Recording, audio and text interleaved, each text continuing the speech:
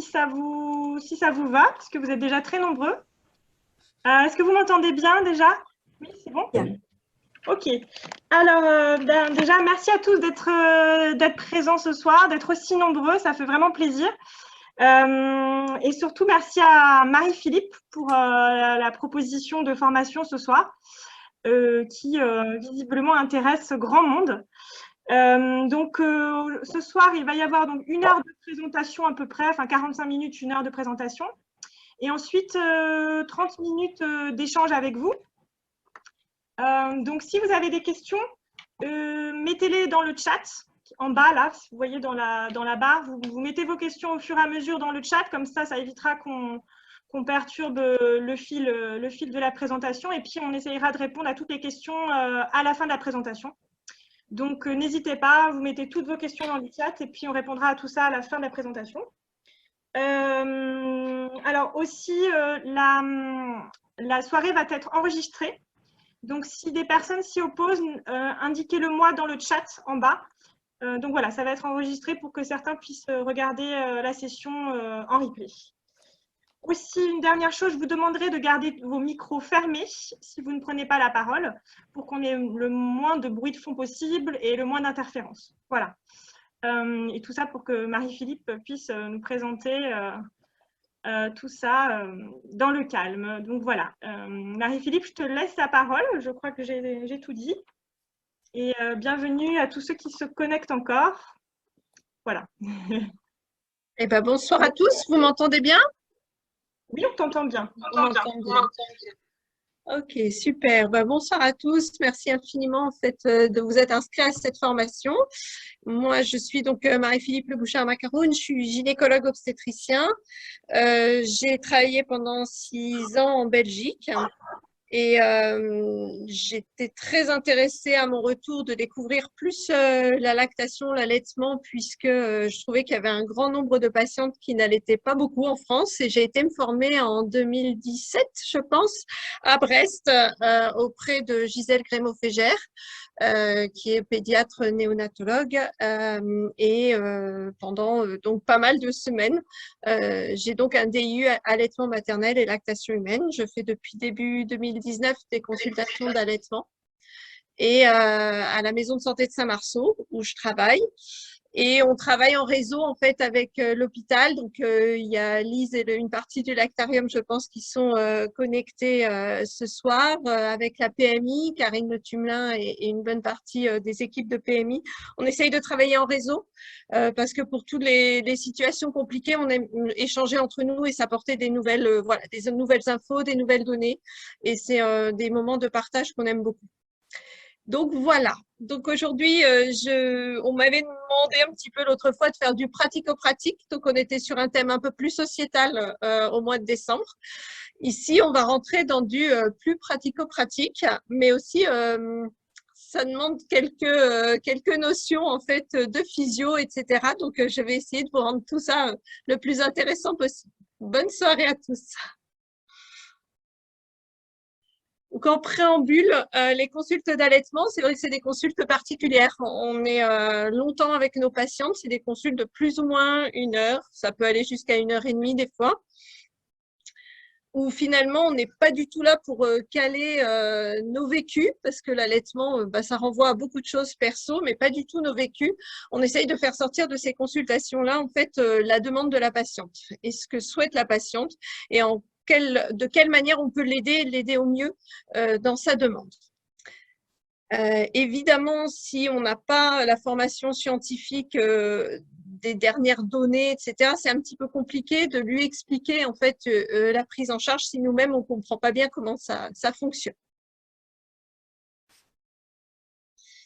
Donc, vous ai mis ces 2 citations parce que ces 2 citations qui, dans ma vie, ont pas mal porté ma démarche. La citation de Boileau, ce qui se conçoit bien s'énonce clairement et les mots pour le dire viennent aisément. C'est le défi que je vais essayer de relever ce soir et c'était une phrase que mon père employait beaucoup.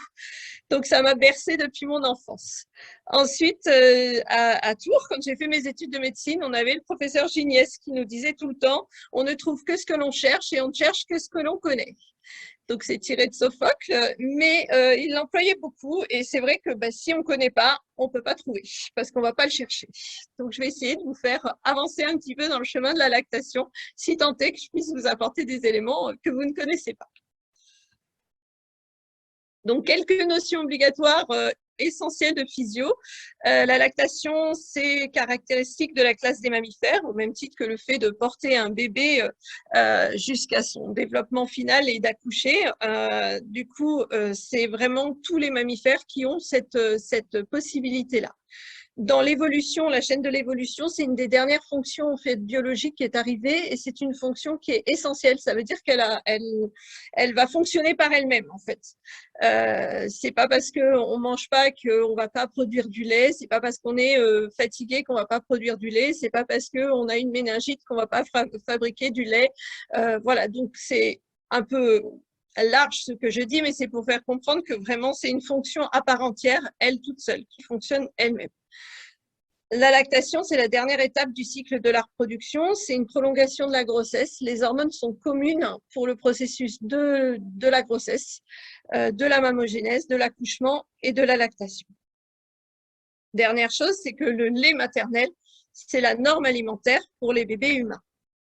Et c'est redevenu dans les courbes de croissance des carnets de santé des bébés, aussi la norme de prise de poids, parce que pendant tout un temps, c'était des courbes qui étaient pour des bébés qui étaient en biberon, en lait artificiel. Pour avoir une lactation, qu'est-ce qu'il faut? Eh bien, il faut une glande mammaire fonctionnelle, il faut un environnement hormonal adapté et une extraction de lait. Dans les hormones qui jouent dans le développement de la glande mammaire et dans le processus de la lactation, il y a pas mal d'hormones qui sont en jeu, mais deux principales pour la lactation, la prolactine, qui va être dans la synthèse, essentielle dans la synthèse du lait, et l'ocytocine, essentielle dans l'éjection du lait. Indépendamment de ces deux hormones, il y a deux mécanismes de contrôle en fait pour la lactation. Un mécanisme central endocrine et local autocrine, ça veut dire à l'intérieur même de la glande mammaire. Alors, ce petit schéma, excusez-moi, ce petit schéma juste pour remettre au niveau central, donc l'hypophyse. On a l'hypophyse postérieure ici, l'hypophyse antérieure. L'hypophyse postérieure, il y aura la sécrétion de l'ocytocine qui a directement ses noyaux dans l'hypothalamus et qui vraiment a juste l'excrétion en fait via l'hypophyse postérieure. La prolactine sera sécrétée par l'hypophyse antérieure et elle est contrôlée par l'hypothalamus et entre autres par la dopamine qui va pouvoir être freinateur de la sécrétion de la prolactine.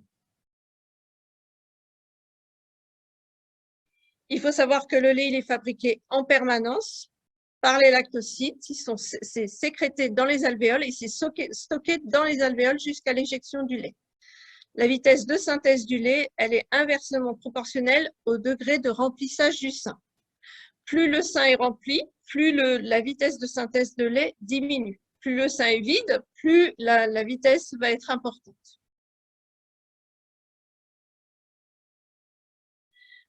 Excusez-moi. Alors, on a parlé qu'il fallait un mécanisme extracteur. C'est évidemment la succion de l'enfant qui va être l'élément capital et le moteur de la lactation. Sans succion, il n'y a pas de lactation qui s'entretient. Alors, la succion va stimuler les terminations nerveuses au niveau de la plaque aréolaire et il va y avoir donc une stimulation nerveuse jusqu'à l'hypothalamus et l'hypophyse, une sécrétion de prolactine par l'antéhypophyse, d'ocytocine par la posthypophyse, c'est libéré dans le sang et ça entraîne donc la synthèse et l'éjection de lait.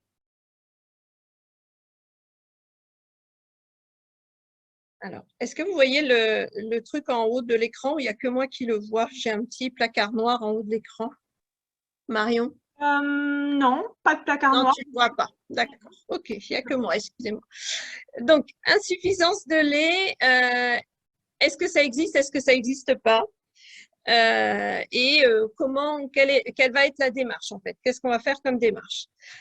Alors, il y a deux, je dirais, grandes colonnes. Il y a l'insuffisance de lait qui va être crainte, mais on va pouvoir rapidement rassurer la patiente, et l'insuffisance de lait possible. Dans l'insuffisance de lait crainte, c'est vrai que c'est une idée qui est véhiculée depuis quelques années, souvent auto-entretenue par l'entourage, par les professionnels de santé, par l'attitude du bébé, qui est finalement, est-ce que en tant que maman, je suis capable de produire suffisamment de lait et de subvenir aux besoins de mon enfant? Est-ce que je suis en cette capacité-là?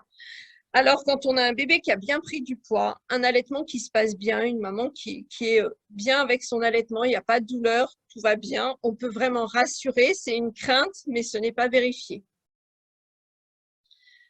Dans l'autre cas, si on pèse le bébé et qu'effectivement la prise de poids n'est pas suffisante, on peut effectivement se poser la question de y a-t-il vraiment une insuffisance de lait, et essayer de chercher l'état de santé de l'enfant et revoir un petit peu l'allaitement, comment il se passe. Alors, il va y avoir différentes causes d'insuffisance de lait. Il peut y avoir les causes primaires d'insuffisance de lait qui vont toucher à la fois la glande mammaire, les hormones, le fonctionnement de la lactogénèse, et les causes secondaires d'insuffisance de lait qui vont être liées plus à un problème au niveau de l'extraction du lait. Dans les causes primaires, on va avoir les causes anatomiques. À ce moment-là, ce seront les insuffisances de lait d'origine glandulaire. Alors, on retrouve ça dans les hypoplasies mammaires et les agénésies mammaires. Au maximum de l'agénésie mammaire, on peut avoir, entre autres, le syndrome de Poland. C'est un cas sur 30 000. C'est paradoxalement plutôt des gars que des filles. C'est plus de garçons que des filles. C'est une anomalie congénitale. Et souvent, ça associe en fait à une anomalie d'un côté d'un sein, une anomalie du thorax, souvent du bras aussi, et éventuellement de la main. Donc, il n'y a vraiment pas de muscle pectoral, il n'y a pas de développement de la glande mammaire de ce côté-là. Ça peut être partiel ou total. Les hypoplasies mammaires, ça va être des seins dont une partie en fait, de la glande mammaire ne s'est pas bien développée. Alors, on a différents grades. Il y a le grade 1 qui est l'hypoplasie des cadrans inféro-internes, le grade 2, l'hypoplasie des cadrans inférieurs, des cadrans inférieurs, et le grade 3 qui est l'hypoplasie des quatre cadrans du sein. On va y penser quand on a une base d'implantation qui est anormale pour le sein, un écart entre les seins qui va être augmenté, une aréole qui est trop large et souvent une asymétrie mammaire. Dans les causes primaires, on a les causes post-chirurgicales et post-radiothérapie. Alors, post-chirurgicale, j'en avais parlé au cours du premier topo, quand on a une augmentation, une réduction mammaire, on peut réellement atteindre la glande mammaire en soi, puisque la glande mammaire est quand même située en grande majorité à l'arrière en fait du mamelon, de la plaque aréolaire, sur les 3 premiers centimètres du sein, qui est juste placé donc derrière le mamelon. Donc on peut facilement abîmer cette zone avec les chirurgies. Tout va être question pour limiter cet impact, de choix des incisions, de techniques chirurgicales utilisées. Et c'est vrai que dans les augmentations, les réductions mammaires, si on fait une compilation des deux, on a un risque multiplié au moins par 3 de diminution de la quantité de lait, en fait. Après, toutes les chirurgies qui vont toucher le sein, que ce soit tumorectomie, mastectomie évidemment, abcès, peut avoir un impact sur la quantité de lait produite après, parce que sur la glande mammaire, on aura abîmé en fait la glande mammaire. La chirurgie mamelonnaire, les jeunes filles qui font des chirurgies pour des mamelons ombiliqués, alors on leur fait des fois des chirurgies très jolies au niveau plastique, mais en fait, on a coupé les canaux et elles ne peuvent pas en fait allaiter après. Donc, c'est très, très gênant. Donc, c'est des choses qui… Les chirurgies mammaires de plastique sont souvent chez des patientes jeunes. Et ce n'est pas toujours très bien explicité que plus tard, elles pourront éventuellement avoir des soucis en fonction des techniques utilisées, etc. Donc, par rapport à la chirurgie, ce qui est important, c'est l'incision. Ce qu'on a fait comme chirurgie, la sensibilité mamelonnaire post-opératoire et s'il y a eu des complications en fait après les opérations. Donc en consultation, c'est bien quand elles peuvent amener en fait vraiment le protocole qu'elles ont eu, ce qu'on leur a fait, comment ça s'est passé, etc. Dans les suites. C'est bien, ça permet d'avoir des infos en plus pour nous. Alors, en dernier cas, dans les causes primaires, j'ai mis la prématurité. Alors, on va la retrouver un petit peu à la fois sur la mammogénèse et à la fois sur les hormones, donc plus la lactogénèse. Dans des cas de très grande prématurité, on peut effectivement il peut y avoir que le sein n'a pas été jusqu'au bout en fait du développement qu'il aurait dû produire et donc avoir une insuffisance de production de lait pour la maman qui accouche très prématurément. Dans les causes primaires d'origine hormonale, elles sont donc préglandulaires à ce moment-là. C'est pas le sein en soi qui est touché, mais c'est les hormones. Du coup, on peut avoir au moment d'une rétention placentaire, pas de chute de la progestérone et donc pas de mise en place en fait de la lactation. La chute de la progestérone va permettre de libérer en fait le freinage de la dopamine sur la prolactine et va pouvoir permettre en fait la mise en route de la lactation. Le syndrome de Sheehan, ça c'est après des hémorragies de la délivrance. On peut avoir une nécrose de l'antéhypophyse. À ce moment-là, c'est pareil, on n'a pas de libération en fait de prolactine. On retrouve des insuffisances hormonales avec l'insulinorésistance. Alors l'insuline est très importante en fait dans la lactation. On a pensé pendant longtemps que ce n'était que dans la gestion du sucre. En fait, l'insuline, elle va se mettre sur un récepteur qui lui-même va activer en fait une enzyme qui rentre dans la création du lactose. Donc, en fait, dans les cas d'insulinorésistance, l'insuline, elle ne peut plus avoir cet effet-là correctement. Et donc, on a une incidence sur la production du lactose, qui est quand même un élément clé dans le lait. Donc, on retrouve ces insulinorésistances dans l'obésité, le diabète, les syndromes des ovaires micropolykystiques. Je les cite une deuxième fois, les ovaires micropolykystiques, parce qu'indépendamment de l'insulinorésistance, il va de toute façon y avoir une hypoprogestéronémie, une hyperandrogénie qui vont gêner en fait le fonctionnement aussi de la lactation. Il peut y avoir des déficits isolés en prolactine. Le déficit complet, il est rare. On peut avoir des déficits en récepteurs prolactine. Parce que je vous épargne, mais chacune des hormones a évidemment des récepteurs et on peut avoir des anomalies partout. Il peut y avoir des anomalies au niveau de certaines enzymes, il peut y avoir des anomalies au niveau des transporteurs, il peut y avoir des anomalies au niveau des récepteurs, ce qui fait que ça peut à chaque fois en fait entraîner une conséquence sur la lactation. Dans les dysthyroïdies, on pense qu'en hypothyroïdie, on ne comprend pas très bien exactement pourquoi, mais les hormones thyroïdiennes sont de sécrétion anti-hypophysaire, donc la TRH en tout cas. Donc dans les causes dans les situations d'hypothyroïdie, on retrouve des insuffisances de lait. Enfin, dans cette partie-là, on peut avoir tous les médicaments et les toxiques. Il y a une liste relativement longue, les œstrogènes, les inhibiteurs de la prolactine, donc l'ergotseg, les agonistes de la dopamine, pseudonéphrine, les opiacés, les inhibiteurs de la recapture de la sérotonine, l'alcool qui va diminuer à la fois la réponse à la prolactine et à la fois la réponse à l'ocytocine, le stress, avec la noradrénaline qui va bloquer à différents niveaux, tant au niveau sanguin qu'au niveau hypophysaire et au niveau vraiment du sein, la sécrétion de lait. Les causes secondaires. Donc, dans les causes secondaires, c'est tout ce qui est l'extraction du lait ou le transfert de lait, en tout cas, qui est insuffisant. Alors là, j'ai fait une faute, c'est insuffisance de lait d'origine post-glandulaire, excusez-moi. Donc, c'est les situations où la succion ne va pas être optimale, donc le lait ne va pas être correctement extrait en fait par le bébé. Donc ça, on peut retrouver ça chez un bébé qui est en mauvaise santé. soit tout simplement parce qu'il a de la fièvre, il a une infection, soit parce qu'il a une pathologie en fait sous-jacente.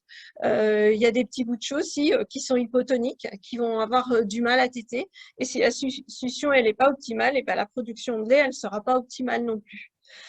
À savoir, moi, je ne suis pas pédiatre, je suis gynécologue. Un bébé qui ne prend pas bien de poids, il y a forcément pour moi un avis pédiatrique derrière, surtout si voilà, l'enfant est jeune, qu'il n'a pas été vu encore par un pédiatre.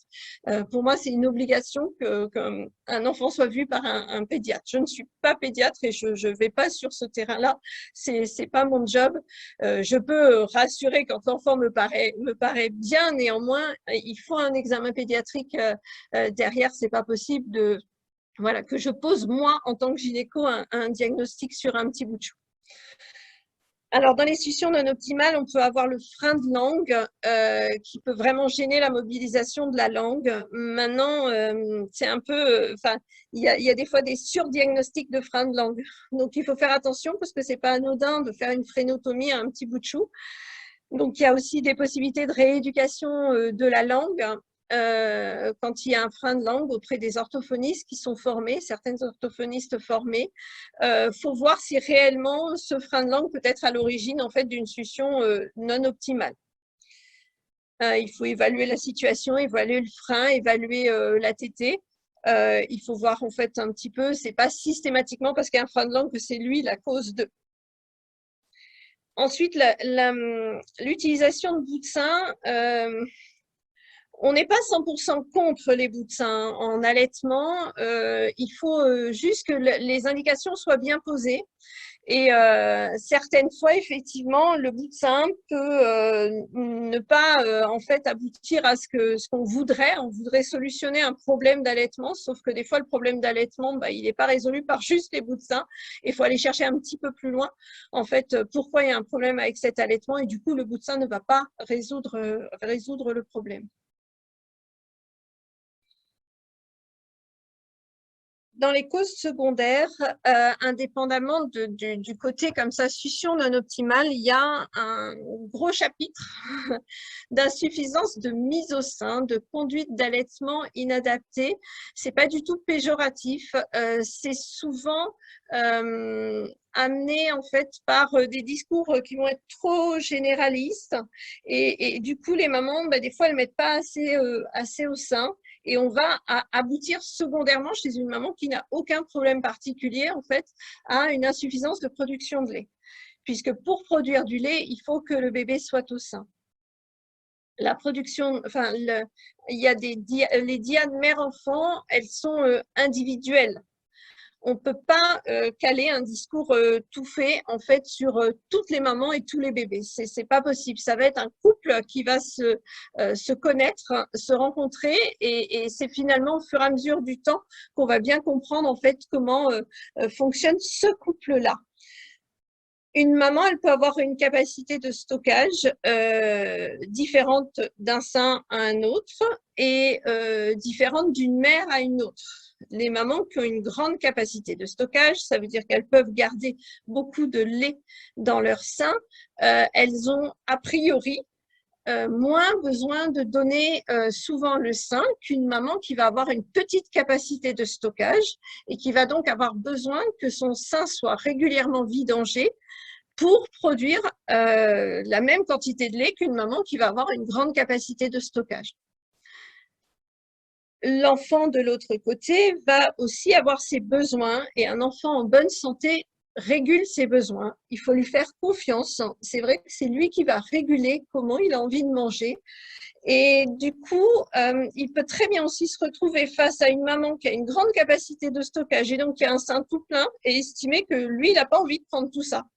Il va prendre un petit peu. Et du coup, on pourrait imaginer que cette maman qui a une grande capacité de stockage, elle n'a pas besoin de donner le sein très souvent, sauf qu'elle se retrouve avec un petit bébé qui, lui, il est très content de retourner au sein régulièrement et qui répartit sa dose comme ça très régulièrement sur la journée. Du coup, c'est vrai que si on donne des conseils trop stricts d'espacement des tétés, de nombre de tétés, de durée, on risque de mettre à mal des dyades en fait maman-bébé. et oui, de faire que finalement, il y a une insuffisance de production de lait et du coup, la maman va finir par perdre confiance en elle. Et si elle n'a pas des conseils pour redresser la barre, ça peut aussi mettre en échec son allaitement. Donc, actuellement, c'est vrai qu'il y a eu beaucoup de découvertes ces derniers temps sur la physiologie et la lactation. Du coup, c'est bien de se tenir informé d'où on en est pour pouvoir adapter en fait nos discours en fait. Faut pas oublier qu'on est dans une société qui est plutôt une société biberon, donc qui a pris l'habitude d'être réglée sur des heures et sur des nombres de biberons finalement assez limités, puisque l'enfant, il prend des grosses quantités en fait dans des biberons, quelques fois sur la journée, de façon très espacée. Et du coup, un bébé qui, lui, va avoir besoin d'aller plus souvent au sein et va prendre des petites quantités, va pas se retrouver sur le modèle sociétal. Du coup, il faut encourager en fait ces mères, leur donner confiance sur ce qu'elles vivent, ce qu'elles font, pour bien prendre en charge en fait ces différentes situations. Je vous ai remis du coup une hypoplasie. Ici, on pourrait se dire que ça va jamais fonctionner. Donc, c'est une diapositive que j'ai repris à Gisèle Grémaud-Fégère parce que je trouvais qu'elle était très parlante. Malgré l'hypoplasie, cette maman a eu des difficultés pour son premier allaitement et après, elle a allaité sans aucun problème. Donc, quand on se retrouve face à une maman comme ça, il faut vraiment soutenir, accompagner, ne pas décourager. On est bien d'accord que l'hypoplasie mammaire n'a rien à voir avec des petits seins. C'est vraiment des parties de la glande mammaire qui ne sont pas développées. Alors, quand on pense à une cause préglandulaire, donc hormonale, on peut envisager de faire un bilan sanguin pour débrouiller un petit peu nos idées, en fait, nos hypothèses diagnostiques. Maintenant, ce n'est pas toujours évident parce qu'il faut que le laboratoire qui va tester la femme, la maman, elle ait l'habitude en fait des mères allaitantes parce que les valeurs ne sont pas les mêmes chez les mamans allaitantes et chez les mamans non allaitantes. Et finalement, si la femme, elle va dans un laboratoire qui n'est pas capable d'analyser les tests, ce serait bien dommage. Du coup, c'est vraiment à réfléchir. Personnellement, moi, dans ma pratique, je le fais extrêmement peu. Mais voilà, peut-être qu'un jour ou l'autre, je serai amenée à me dire il faut vraiment que je le fasse sur telle ou telle situation. Mais voilà, pour l'instant, je le fais vraiment peu. Donc, on peut doser la prolactine, la TSH, la T4, le bêta-HCG, la progestérone, la testostérone. Ça permet d'avoir un peu une idée assez large des différentes causes hormonales. Ne pas oublier qu'évidemment, si on suspecte une rétention placentaire, bien sûr, il faut une prise en charge obstétricale adaptée. Certaines mamans qui vont avoir des OMPK, des ovaires micropolykystiques, vont avoir une lactation tout à fait normale. D'autres vont avoir des difficultés dans leur lactation. Il est possible de prescrire de la metformine en fait pendant la période de la lactation. C'est pas contre-indiqué. Enfin, et ça, mon niveau de franchement personnellement aujourd'hui dans ma pratique, ce dont je vous parle là, je n'ai pas eu à le mettre en pratique jusqu'ici. Quand on a des taux très bas de prolactine, et qu'on est sûr de notre dosage labo, on peut envisager alors différents traitements en fait pour stimuler la sécrétion de prolactine. Un des traitements en fait qui est utilisé, c'est le motilium. Le souci, c'est que le motilium, il a énormément d'effets secondaires et des effets secondaires quand même assez graves. Donc, si réellement on l'utilise, on peut l'utiliser à une dose minimale et si au bout d'une semaine, on n'a pas d'amélioration, il faut arrêter le traitement. Et le traitement maximum, ça va être 3 ou 4 semaines.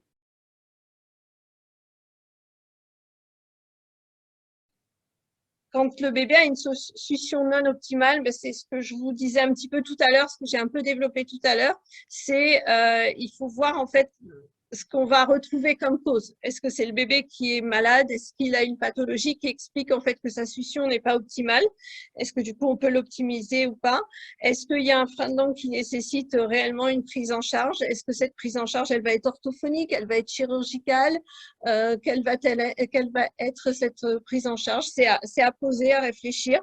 Les bouts de sein, c'est vrai que il faut vraiment peser le pour et le contre et essayer de voir si sans bout de sein c'est possible et si ça ne stimule pas mieux la lactation sans bout de sein. Essayer de reprendre en fait le pourquoi il y a eu les bouts de sein aussi, pourquoi ils ont été proposés. Quand on a fait une consulte d'allaitement, enfin quand on fait une consulte d'allaitement, on examine la maman, on examine le bébé. Partiellement, hein, je ne suis pas pédiatre, je redis, on examine le bébé, on examine toujours une tétée. Donc, ça nous permet quand même d'avoir une idée de ce qui se passe pendant les tétées. Si on, après avoir éliminé en fait tout ce qu'on vient de voir avant, on se dit que la cause c'est quand même un allaitement probablement non approprié, pas assez souvent de mise au sein, etc. On va réexpliquer bien à la maman comment fonctionne la lactation. On peut corriger d'éventuelles erreurs, l'aider à optimiser vraiment son allaitement.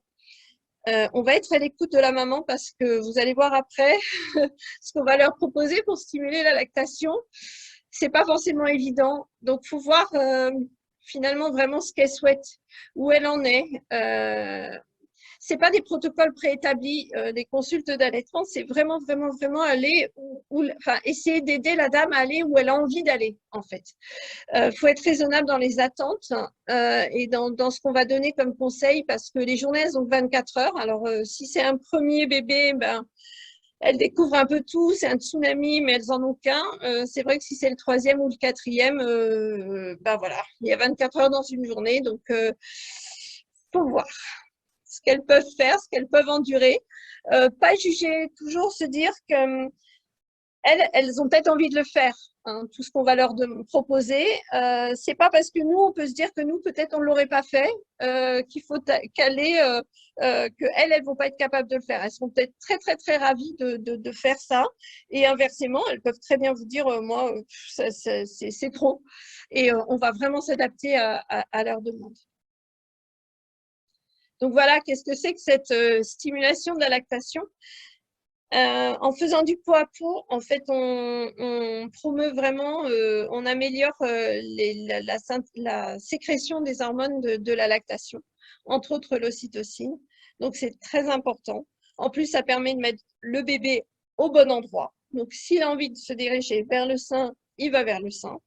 Le pot à pot, c'est en temps illimité. Il faut qu'elle soit bien avec le pot à pot. L'idée normalement du pot à pot, c'est d'être vraiment torse nu pour la maman, bébé avec juste une couche en fait et une petite couverture au-dessus de maman bébé si s'il fait un peu frais.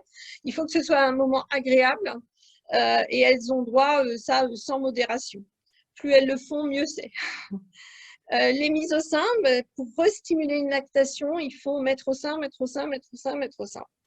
Donc maximum par 2 heures. Plus ou moins. Hein. Après, voilà, c'est une idée, mais c'est vrai que voilà, par 2 heures, ça marche bien. Les 2 seins à chaque tétée. Alors, elles peuvent utiliser un tire-lait après la tétée ou à la place de la tétée. Un tire-lait électrique double pompage. Quand on va utiliser un tire-lait double pompage, on va augmenter en fait la stimulation très fortement. En fait, ça fait une double stimulation au niveau des hormones prolactines. Du coup, on augmente vraiment fortement la stimulation de la lactation. Le tire-lait, soit elle l'utilise après la tétée, soit elle l'utilise à la place de la tétée. Soit l'un, soit l'autre, soit les deux, soit en alternance. Hein. De temps en temps, elles peuvent faire un tire-lait complet 2 heures après une tétée où il y a eu une tétée et tire-lait. Elles modulent autant que faire se peut pour que ce soit tenable.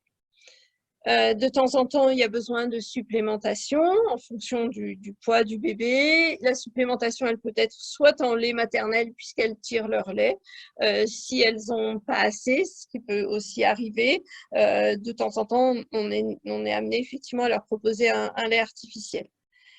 Les mamans, il faut qu'elles se reposent, qu'elles fassent des massages de leur sein et des expressions mamelonnaires. Vous savez, l'expression mamelonnaire, c'est quand on fait couler une petite goutte de lait, en fait, au mamelon. Donc, elles peuvent faire ça régulièrement dans la journée. Après les petits trucs d'aide à la lactation, elles peuvent boire des tisanes d'allaitement, consommer du malt. Ça, elles peuvent trouver ça dans les supermarchés. Le fenugrec, c'est une plante méditerranéenne, en fait. Elle est utilisée dans les pays du Maghreb, souvent, comme une épice. On peut la retrouver aussi dans certaines tisanes d'allaitement et elle existe en fait sous forme de gélules. Le fenugrec, par contre, il faut savoir que ça donne une odeur sirop d'érable à la transpiration, aux urines. Donc, faut être prévenu. Et ça peut donner quelques hypoglycémies. Donc, c'est aussi à prendre en considération. Il y a des mamans qui supportent pas très bien. Le galactogyle, il va avoir pas mal d'éléments dedans qui vont stimuler la lactation. Il y a du calcium, donc c'est contre-indiqué chez des femmes qui vont avoir fait des coliques néphrétiques. Il y a du calcium, il y a de l'anis, des stimulants de lactation assez divers et c'est bien supporté. En général, elles sont contentes en fait de faire quelque chose et ça rajoute un plus en fait au pot à pot et la mise au sein. Mais c'est clair que la première stimulation de la lactation, ça va être mettre en pot à pot et mettre au sein. Ça, c'est les deux éléments majeurs en fait de la stimulation de la lactation. Ces mamans, elles ont souvent besoin de surveillance, on va dire de soutien, je dirais déjà, de soutien et ça permet de réévaluer la situation, de voir comment elle tolère tout ça et puis de voir l'efficacité. Est-ce que bébé prend du poids? Est-ce que voilà, c'est. Je me suis permis de vous mettre l'annuaire ressources des personnes relais en allaitement maternel du Loiret. Qui vous permet comme ça de retrouver les différentes personnes en fait qui sont formées si vous vous sentez dépassé par une situation, si les mamans ont envie de contacter soit des associations de soutien, qu'elles veulent aller donner du lait au lactarium. Elles ont les coordonnées aussi des différentes personnes qui sont formées en allaitement, des maternités et de la PMI. Voilà. J'ai parlé un tout petit peu tout à l'heure qu'avec la prématurité, c'était pas évident la production de lait et des bébés qui sont préma, de lait maternel, c'est un médicament pour eux. Il est soumis à prescription médicale.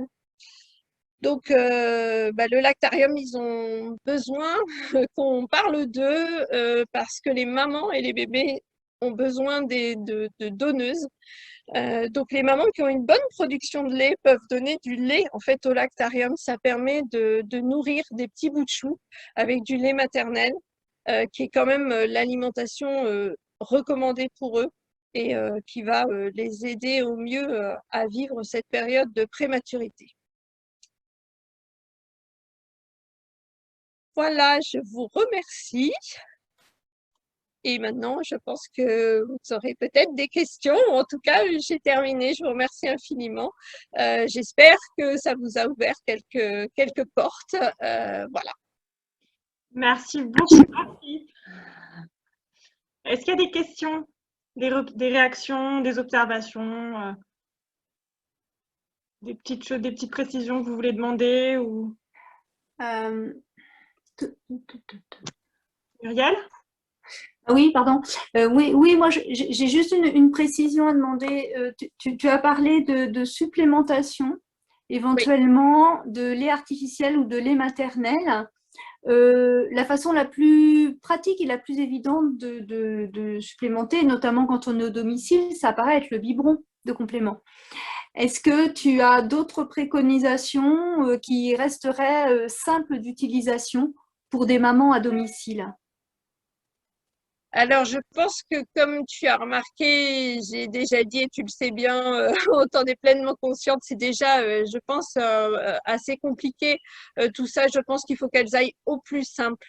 Et moi, j'ai absolument rien contre le biberon. Et si c'est l'élément le plus simple, on y va, quoi. Merci. Parce que souvent, il y a beaucoup de peur, notamment suite au discours qui a été porté en maternité, où elles disent oui, mais si je donne un biberon, il ne voudra plus de mon sein. Et voilà. Et finalement, à être trop puriste, on a parfois des allaitements qui ne peuvent pas avancer. Ben, c'est ça le truc, je pense qu'il faut que ça leur aille en fait. J'espère que c'est ce que j'ai essayé de faire passer comme message, c'est faut qu'elles s'approprient en fait ce qu'on leur dit. Si ça leur va pas, elles le feront pas. En fait, si ça leur va pas, elles le feront pas. Si c'est trop compliqué, elles le feront pas. Si ouais, donc le biberon, il va pas faire rater l'allaitement. Merci. Il y avait une question qui était posée dans le chat. Donc, c'était Lucie Emery qui demandait est-ce que le diabète gestationnel peut être un facteur au même titre que le diabète type 1 ou type 2? Ça a un impact, ouais. Il y a une insulinorésistance dans le diabète gestationnel et il peut y avoir déjà clairement un retard à la montée de lait. Donc, il peut. C'est pas la majorité, mais il peut. Ça dépend aussi de l'impact de jusqu'où a été leur diabète gesta. Est-ce qu'elles ont été sous insuline? Est-ce qu'elles ont eu beaucoup de doses d'insuline? Mais ça peut avoir un impact, oui. D'accord, merci Marie-Philippe. Une autre question. Est-ce qu'un allaitement par lait maternel uniquement tiré et donné au biberon peut permettre un allaitement prolongé? C'est Dr Guillonnet qui demande si est-ce qu'un allaitement par lait maternel uniquement tiré et donné au biberon peut permettre un allaitement prolongé? Oui. Oui. Il y a des mamans qui font que des tire-allaitements. Ouais.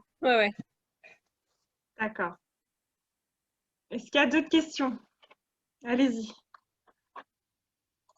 Je voulais savoir si tu avais utilisé le Motilium dont tu parlais tout à l'heure sur certaines mamans et est-ce que ça a marché? Quel est ton retour à toi?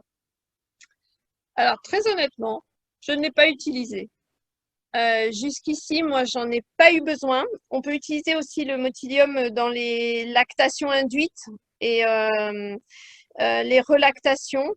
Maintenant, dans les relactations, c'est pas forcément nécessaire. Jusqu'ici, moi, j'ai pas eu à faire de lactation induite. Alors, la lactation induite, c'est permettre à une dame qui n'a jamais été enceinte, qui n'a jamais eu d'enfant, d'allaiter.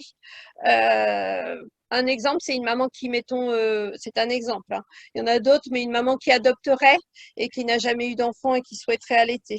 Donc, c'est possible de lui faire des protocoles. Et entre autres, effectivement, là-dedans, il y a le Motilium. Perso, j'ai jamais eu l'occasion de le prescrire. Je me dis que c'est sûrement plus simple à faire dans des grands centres que quand on est en libéral tout seul dans son petit cabinet et qu'on prend le risque éventuellement parce qu'il y a des effets secondaires cardiaques qui sont pas anodins, avec des QT longs, avec des problèmes cardio. Du coup, partir dans un truc où tu prescris un ECG dès le départ, où ta patiente elle a un suivi, moi en libéral, ça me paraît, je me sens pas capable de porter ça. Maintenant, concrètement, localement, je suis pas sûre qu'il y aurait quelqu'un à l'hôpital d'Orléans qui accepterait. Mais je pense que c'est plus simple à faire ce genre de démarche dans des grands centres. D'accord. Nous qui le prescrivons en médecine générale dans les gastro-entérites ou dans les spasmes œsophagiens de 5 jours à 3 semaines, on ne fait pas de CG de départ. Enfin, on n'a pas le Motilium, c'était un produit déjà utilisé avant chez les bébés. Maintenant, on ne l'utilise plus, mais dans le reflux gastro-œsophagien. Et puis là, on l'utilise chez l'adulte. Je ne savais pas, et tu m'as appris quelque chose ce soir, qu'on pouvait l'utiliser pour permettre Ouais. la lactation induite. Oui. Voilà. Alors, en effet secondaire, je ne suis pas sûre qu'il y ait beaucoup d'effets secondaires. On le cite, mais alors je sais pas encadré que ça, hein. En médecine générale, en tout cas, c'est pas très encadré la prescription du Motilium. Alors moi j'ai déjà regardé un peu, tu sais, sur les Vidal et tout ça, t'as pas beaucoup d'indications et comme c'est pas marqué, j'avoue, je me suis un peu déballonnée. Je me suis dit pour l'instant j'ose pas. Peut-être qu'un jour je vais m'affranchir et que j'oserai parce que je pense que ça peut valoir le coup. Maintenant, dans mon topo, c'est très étonnant, oui. Ouais, c'est très étonnant. Pour l'avoir utilisé moi-même, j'ai pas eu de montée de lait lors d'une gastro-entérite quand j'ai pris du Motilium, donc ça m'a fait drôle, mais pourquoi pas. Oui, mais du coup, ce serait sur des protocoles prolongés pour une stimulation de la lactation chez quelqu'un qui n'a jamais allaité. Ce serait sur des protocoles longs. Là, ça pourrait être des protocoles courts pour améliorer en fait la prolactine. Voilà. Perso, j'ai pas été jusque-là pour l'instant. Marie-Philippe, tu as oublié que pendant des années, on a donné du Motilium Largamanu pour les nausées de la femme enceinte et on le donnait à 6 comprimés par jour. Ah oui. Mais t'imagines si à Orléans, je suis la seule gynécologue obstétricien faisant de la lactation, prescrivant du Motilium et ayant un problème cardio chez une de mes patientes, je ne suis pas sûre que je serais très fortement soutenue. Mais je t'assure, en tant que travailleuse gynécologue, j'en ai prescrit des tombereaux du Motilium et je ne suis pas la seule.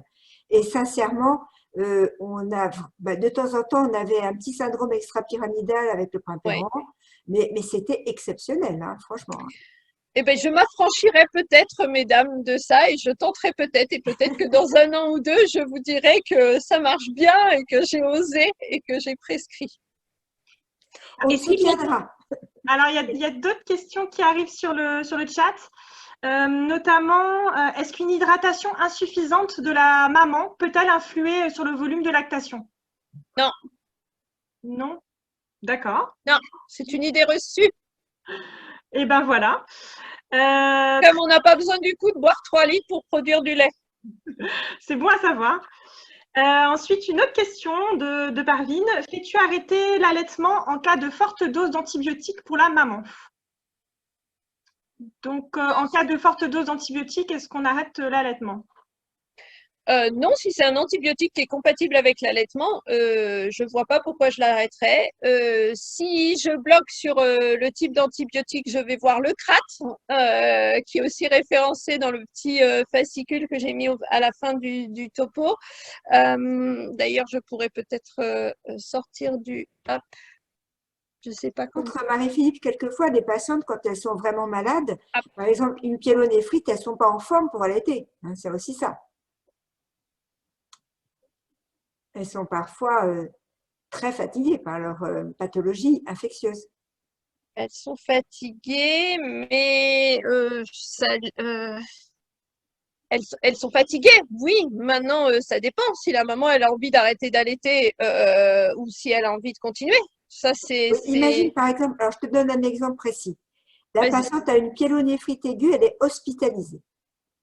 Oui. Alors, elle peut, et puis le bébé ne peut pas être avec elle, elle est bien obligée d'arrêter. Et après, c'est difficile de reprendre. Ben non, elle tire son lait. Voilà. Donc, il faut qu'elle soit, faut qu'elle soit bien entourée à l'hôpital pour qu'on lui fasse tirer son lait. Oui. Après, c'est qu'est-ce qu'elle veut, elle, Parvine. C'est toujours qu'est-ce qu'elle veut, elle. C'est pas qu'est-ce qui te semble, toi, raisonnable ou possible. Si l'antibiothérapie, elle est pas incompatible avec l'allaitement, qu'est-ce que cette maman, elle veut? Voilà. Pour moi, c'est la maman qui guide tout.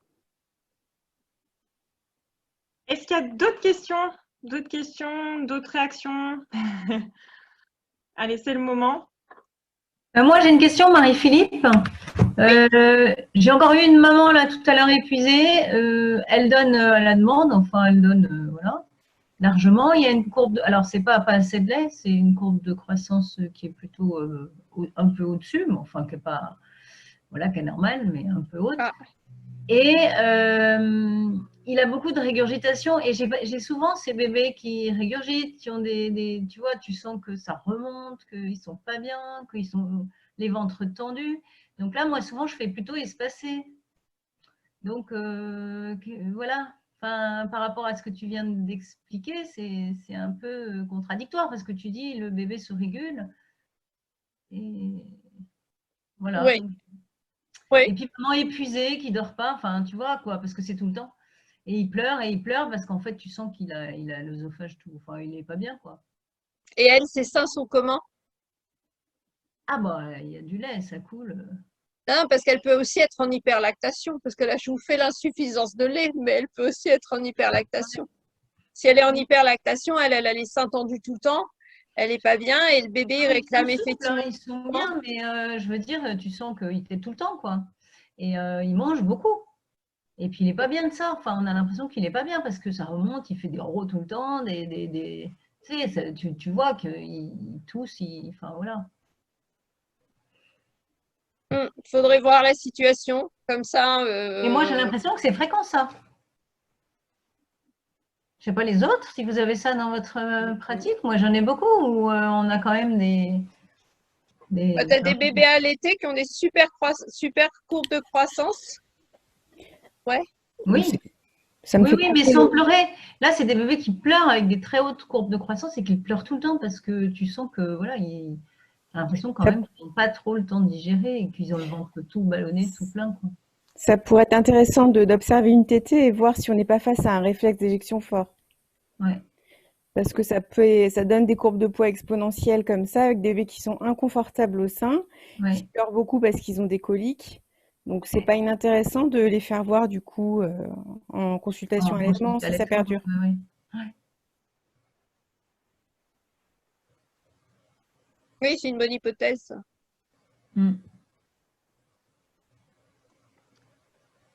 Alors, est-ce qu'il y a d'autres questions?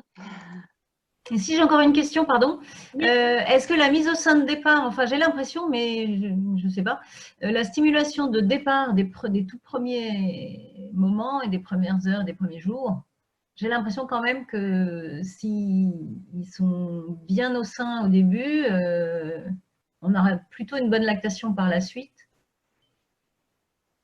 Oui. Voilà, comme si la première semaine, ça donnait beaucoup pour la suite, quoi. C'est quand même crucial qu'assez rapidement, effectivement, après la naissance, il soit au sein, même si la montée de lait ne se fera que quelques jours plus tard. Ouais. Tu as raison. Oui. Stéphanie, tu avais d'autres questions ou... Non, c'est bien. Alors, du coup, il y a une question qui s'est affichée sur le chat. Docteur Arnaud qui demande, est-ce qu'il est prévu une formation sur l'hyperproduction de lait et ces histoires de réflexes d'éjection fort? Marie-Philippe. Pour l'instant, non, mais ça peut être une suivante. D'accord, on note. Je réponds à la demande. Bon, super. Est-ce qu'il y a des aliments qui limitent la lactation? Oui, pas beaucoup, mais oui. Le persil, on dit souvent. On ne voit pas d'autres. Karine, Lise, vous voyez autre chose?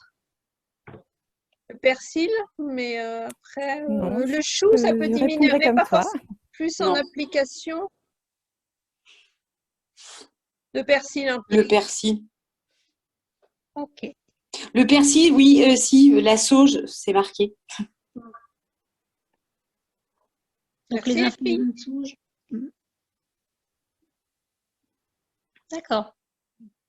Il y a quelqu'un qui réagit aussi, qui dit, ah, l'artichaut. L'artichaut me semble la menthe.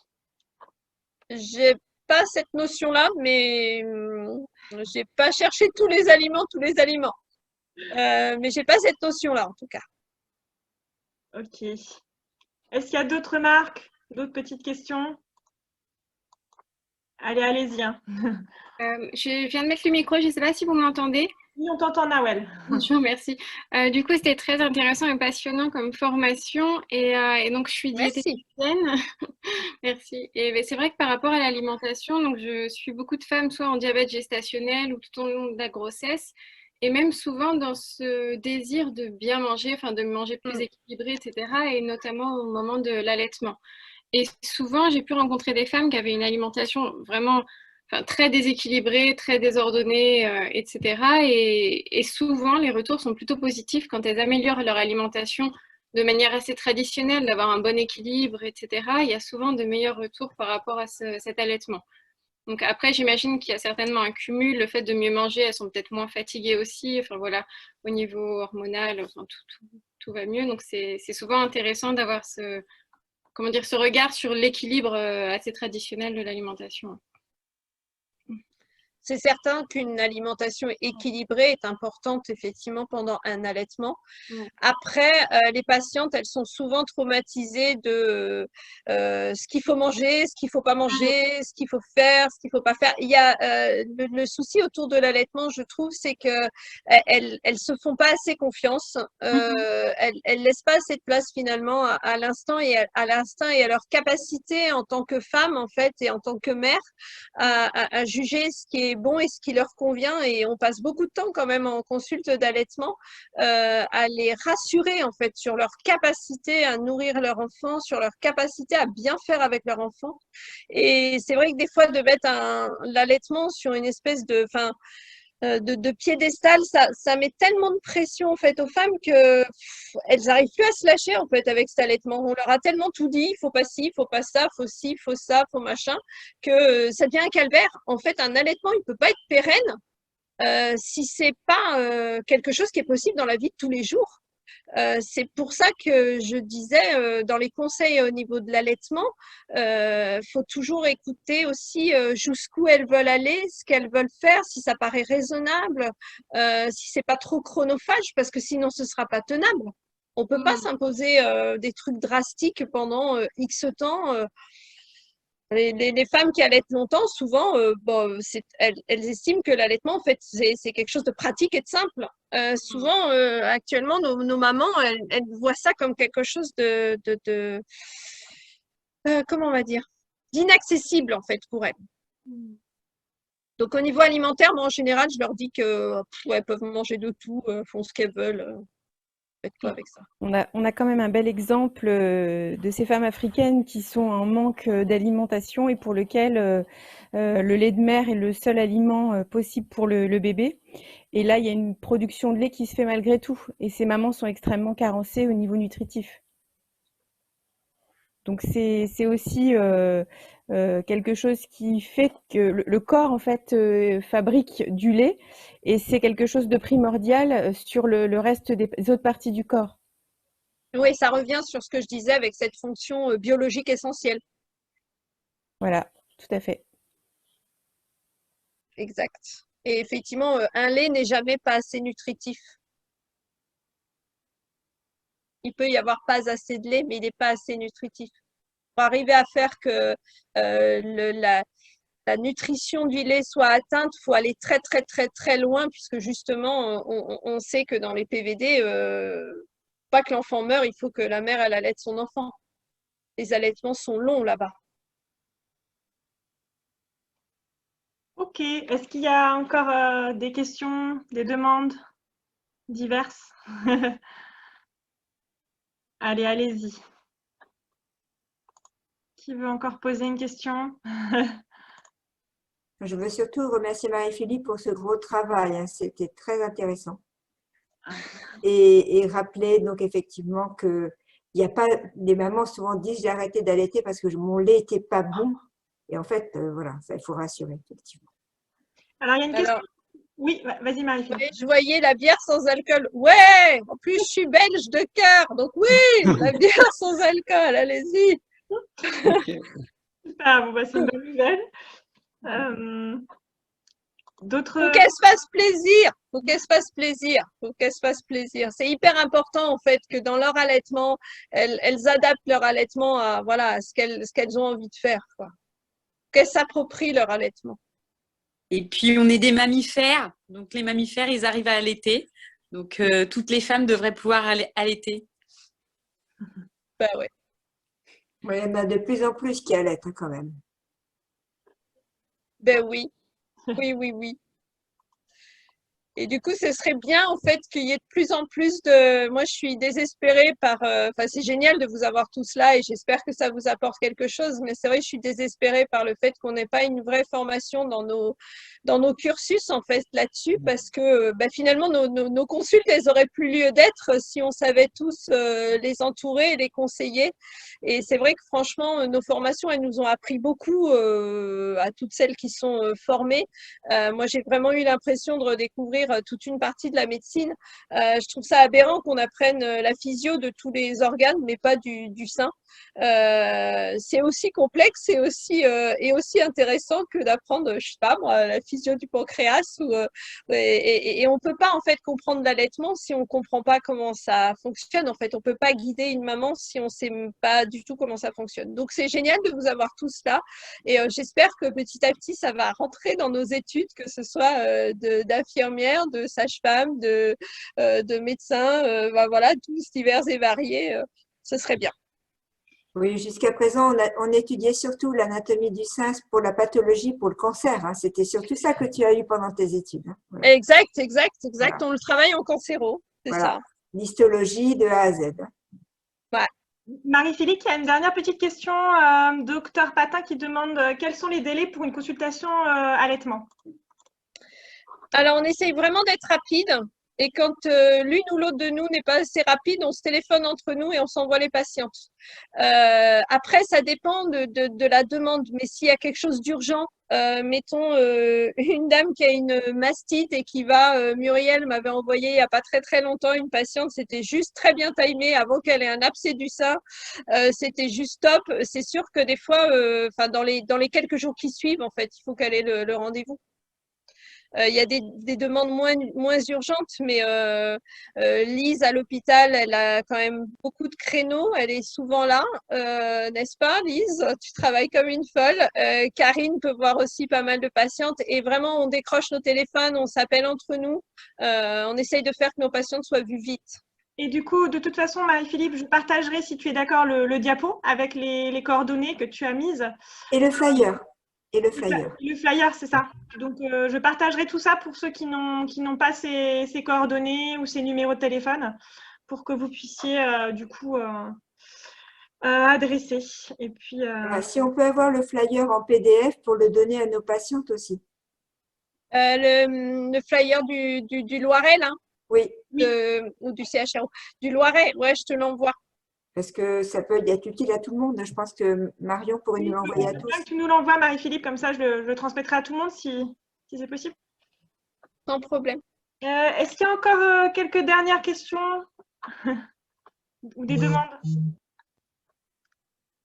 Oui. J'adore la phrase mes allaitements se passaient très naturels sans se prendre la tête et ça fonctionnait très bien. Bah ouais, en fait, vous avez vu l'hypothalamo-hypophyse, c'est dans le diencéphale, faut laisser bosser un peu le cerveau instinctif en fait. Et si c'est trop cortiqué, il y a des HP, elles ont du mal à allaiter hein, parce qu'elles se posent trop de questions, quoi. Mais vraiment trop, quoi. C'est juste pas possible. Et le cortex, il vient inhiber nos petites sécrétions hormonales. Et Marie-Philippe, alors il y a une petite question qui est encore arrivée. Est-ce que les consultations sont prises en charge par la sécurité sociale? Alors, on va dire oui. Alors, Lise et Karine, vous n'avez aucun souci? Si je ne dis pas de bêtises, mes filles? Alors, depuis le 1er août 2021, c'est facturé aux mamans, mais c'est très transparent puisque c'est sur la base de 28 €. Donc, c'est pris en charge par la Sécu. D'accord, merci. Karine, à la PMI, tu fais comment, toi? Et pour ma part, moi, j'ai aucune cotation, donc c'est pris en charge par mes interventions. Ok. Alors moi, pour être tout à fait transparente, donc je suis en secteur 1. La première, j'essaye de pas trop voir les patientes. On a beaucoup de contacts SMS, téléphoniques avec nos patientes. Je surmultiplie pas les consultes. La première consulte, je la cote comme un avis ponctuel de consultant. En fait, et donc c'est remboursé complètement. Et après, si je suis amenée à les revoir, je les cote comme une consulte gynéco. D'accord. La première consulte, parce que c'est la plus longue, voilà, je la compte en avis ponctuel de consultant. Ok. Allez, est-ce qu'il y a encore une dernière question? Quelqu'un? Mais juste pour rebondir, il n'y a pas de cotation qui existe pour la consulte d'allaitement. Ok. Merci pour la réponse. Allez, quelqu'un veut encore rajouter quelque chose? Non, c'était très bien. Bon, eh bien, c'est sûr, plus personne. Eh bien, on va surtout